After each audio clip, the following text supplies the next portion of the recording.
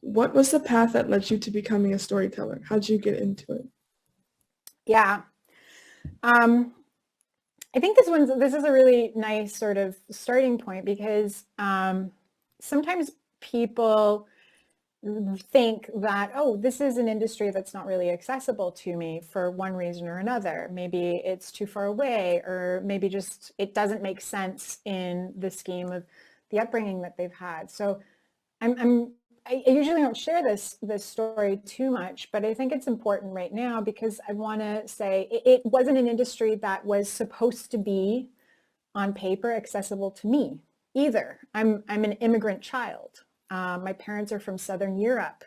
My first language is not English. Um, they migrated to Canada. They had me. They eventually moved to the States. So, before I even knew what aliens were, apparently I was one. And my people, they weren't fancy people. They were shepherds and subsistence farmers. And even though there weren't any palaces in our past, I was surrounded by loads of creative and very, very intelligent people in that company. But like for most immigrant families, the idea of becoming a storyteller, a filmmaker, an actor for a living, that's just not a reality, right? It didn't seem like a grounded or possible future for us. We didn't have connections in that world, and that wasn't necessarily accessible. And I think that for a lot of immigrant families, we seem to focus more on practical, traditional, reliable futures. So math, sciences, jobs in those fields are more promoted, and those kinds of jobs are more honored. Anyway, I followed that influence for a while. I studied international relations and pre-law with a focus on international economics. And then somewhere along the way, I course corrected and I got into a drama academy because I really wanted to study the craft of acting. And I felt it was important if I was going to, seek out a future in this world. And then somewhere along the way, I decided to come to LA, which was totally bananas for most of my family and friends. And I think that in some ways they're probably right? It was like a really tough beginning. It was extremely overwhelming.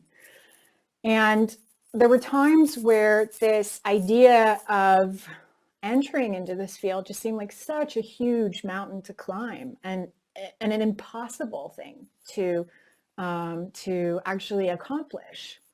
I mean, at first I didn't even have a place to call home when I came to LA. I spent the first few months in LA hopping around on colleagues' couches or sleeping on floors or in hostels.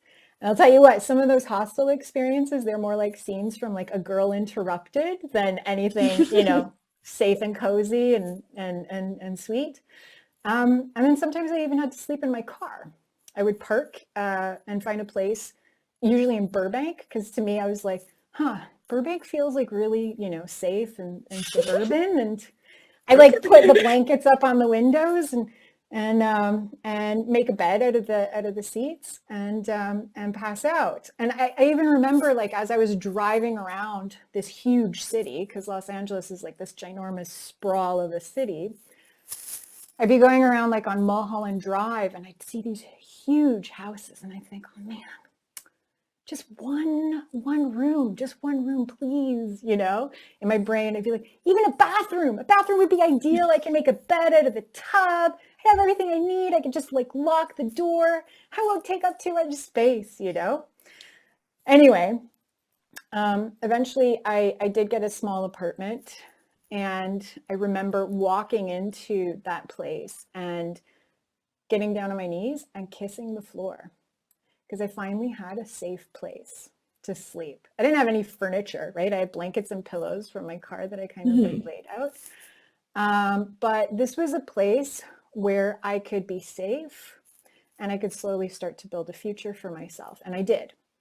Bit by bit, got a few jobs. Yeah, thank you. To support myself, right? That's the beginning. You're just getting all these survival jobs, right? So you can pay for food and rent and la, la, la. And then eventually, I started setting up the building blocks of my career. Eventually, student films and black box theater turned into paid gigs where my passion for storytelling became the source through which I put food on the table and a roof over my head. So that was kind of like, that was my like weird swiggly start.